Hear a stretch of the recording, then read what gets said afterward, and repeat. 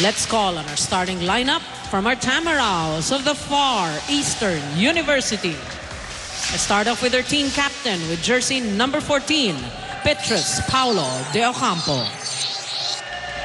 At number 12, Alexis Batangas Faitaren. Wearing jersey number 8, Arvin Avila. At number 6, Carl Ian de la Calzado. Wearing jersey number 7, Rodolfo J.R. Labrador. And at number 9, Kirk Beliran. Libero, number 5, Maverick Gabriel. Head coach, Mr. George Pascua. Calling on our Green Archers from the DLSU University. Wearing jersey number 5, Brendan Joseph Santos. At number 2, Philip Ellison Cerveza. Wearing jersey number 12, team captain John Kevin De La Vega. At number 4, Christopher Antonio. At number 11, Carlo Rivera. Wearing jersey number 3, Red Christensen. Libero, number 6, Bernardino Casanova II. Head coach, Mr. Sammy Akailar. The best of luck to both teams. Starting lineups for both squads, FEU, Carl de la Calzada, Rodolfo Labrador, Arvin Avila, Petrus de Ocampo, Alexis Faitaren, Kirk Beliran, and their libero, Maverick Gabriel, while De La Salle University starting off with Maiko Antonio, Red Christensen, Philip Cerveza, Carlo Rivera, Joseph Santos, Kevin De La Vega, and Bernardino Casanova as their libero. Once again, thank you so much for tuning in to Studio 23. This is our exclusive ABS-CBN sports coverage of the men's volleyball tournament of your UAAP. Opening service goes. We are greeting you from the arena in San Juan City. I'm Anton Rojas, joined by Mosey Ravenna. De Ocampo. Petrus de Ocampo starting things off here, but too much adrenaline. Yeah. That first serve. Petrus de Ocampo, a very creative setter. First point for 3. Philip Cerveza. A tall setter, one of the right. taller setters here in the UAAP men's tournament. I was going to say that, and of course that is really a big advantage for FEU when you have a tall setter, especially in the men's division, because wala kang buta sa blocking. And FEU coming into this season with a vengeance, trying to finally stop the 4-year championship run of their rivals, UST. That's right. And how many of that 4 championships na sila ang nakalaban? So, bridesmaid. So, so many times. But let's see kung hindi pala tayo nasa women's division. Dapat best man. Best man several times.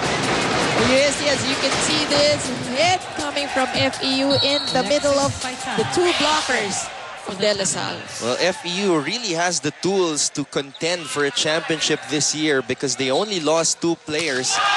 But La Salle, with an emphatic start here. Antonio way up in the air for that hit. Look at him once again.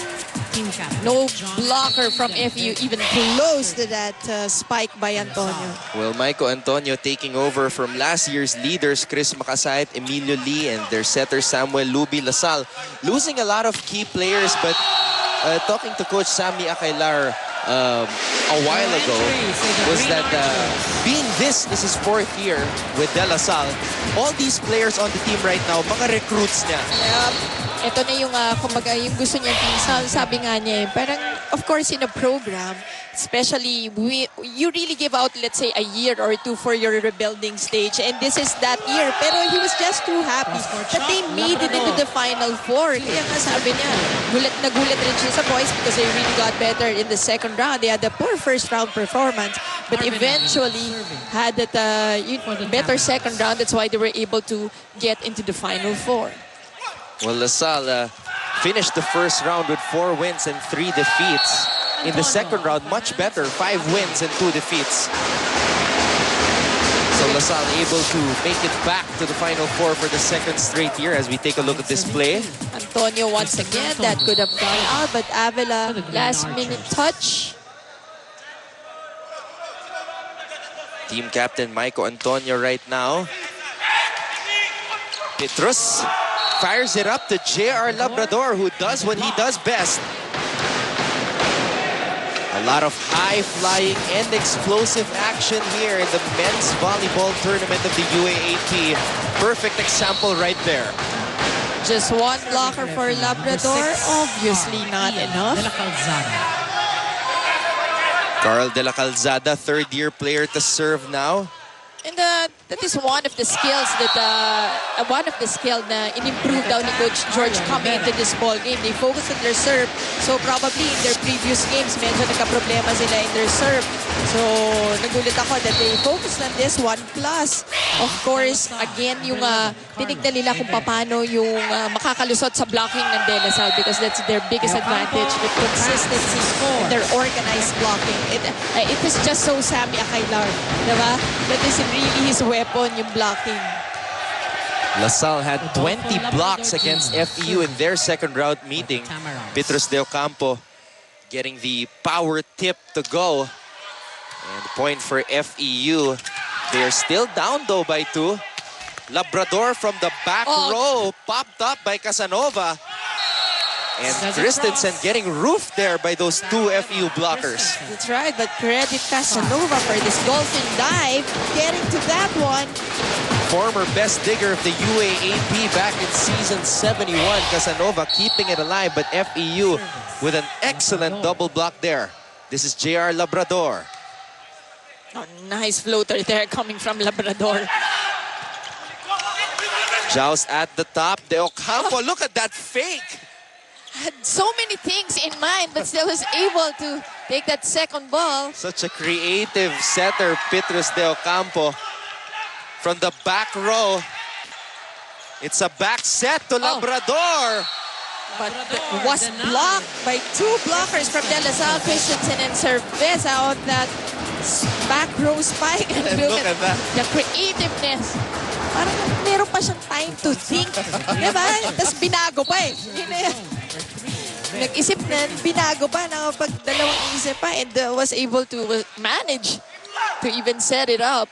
That's the reigning best setter of the UAAP, Petrus de Ocampo. This is De La Vega of LaSalle going down the line. That's a point for the Green Archers. 8-5, LaSalle is off to a hot start.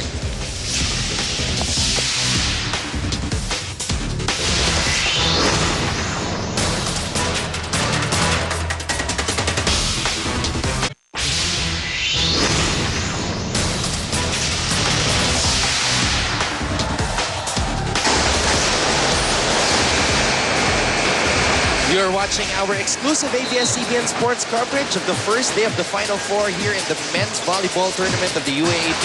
And LaSalle off to a hot start, leading 8-5. That was Kevin De La Vega with that hit. And talking to Coach Sammy Akailar a while ago, he shared with me that na-injure daw ni De La Vega yung kanyang right shoulder during the Uni Games before the start of the season. And he had to play libero for a while.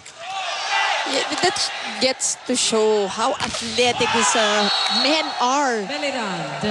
You know, you just have to come here, watch it live to really appreciate it. Although on TV, you could see that they are really high flyers. But dito, talagang you can see it. If you see it live kasi, it's so amazing. Parang nanonood ka na Super Friends. Parang mga superheroes kasi they're just so athletic. Twice the explosiveness and the excitement when you see it in person. And of course, we would like to invite everybody to check out the games at the arena in San Juan City. We have our first timeout. Let's listen in. Nasa kanang kamay niya, di ba? So target mo yung kanang kamay niya, hindi yung arm niya. Pag ganun yung bola mo, pa-slide. So, pander yung blocker. Dito mo siya papaluin. Sa gitna ka talaga nun? Tapos, okay, sige. Doon ang receive. Atakin mo lang slide. Ikaw, yung gumitna. Gumitna ka. Combination ka rito para maipit yung center blocker nila. And then, ibato mo rito ng 60% dito kay Lab dito sa likod.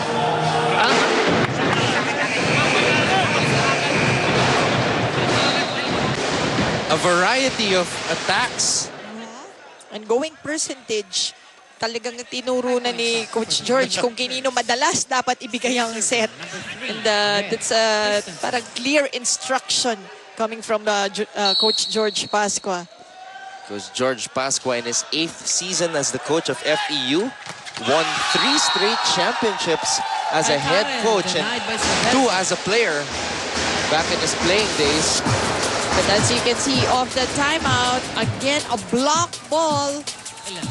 Well-organized blocking once again shown by the Green Archers. De Ocampo, it's a back set to the back row. And Labrador flying from there. Just too powerful. You even using the blockers from De La Salle to take that point. Kurt Beliran to serve. Kurt Beliran, the only graduating player on the side of FEU. Cerveza, quick attack. 12. Cerveza there with a power hit from the middle. That deserves a second look. Look at him go up in the air. Go for the quick hit. Brendan Joseph Santos serving for De La Salle. Early advantage here for De La Salle University. And look at Avila, the X factor of last year's finals against That's right. UST. They need a big boost from him. They will really need a lot of, especially yung variety in their offense because of the blocking of DLSU. They have to answer that if they want to win this one against DLSU, because DLSU, sabi nga ni Coach, they will take the shot. Nandito na Final Four and looking good with a 5-point lead. A little too long. Make that 6. And De La Salle University really takes pride in their blocking. They have 4 players in the top 10 of the best blocker race. Serving for De La Salle. Number 13 to 8 is our official tally. This is Philip Cerveza. De Ocampo. Oh! And that's the way to do it. On the back quick. Alexis Faitaren. 9 to 13. Look at De Ocampo with that set. May pagka-delay, di ba? If you were the blocker of DLSU, you wouldn't know where he would give it because there were 2 quickers for that attack. And that's really the way to fool the blockers. LaSalle able to keep it alive. Bernardino pops it up. Maiko Antonio gets dug up there. It's a joust at the top. Labrador finding the open spot. And what a tip from Labrador. Look at him address that tip. And you know, may address talaga dun sa area na yun. It was delivered perfectly. They get the point. Now it's just a 3-point lead for DLSU. Labrador, an even better player this season, was the number 2 scorer last year. Now he's number 1. Beautiful play coming from DLSU, that last one. Look at this. Look at that play. Just with a tip, because they fooled the blockers of FEU. Easily they take that point. Walang kahirap-hirap. Kevin De La Vega. De Ocampo, Labrador with a no-look tip there. Antonio through the Good block. read on the side of the Tamaraws. Letting that go. Look at Antonio once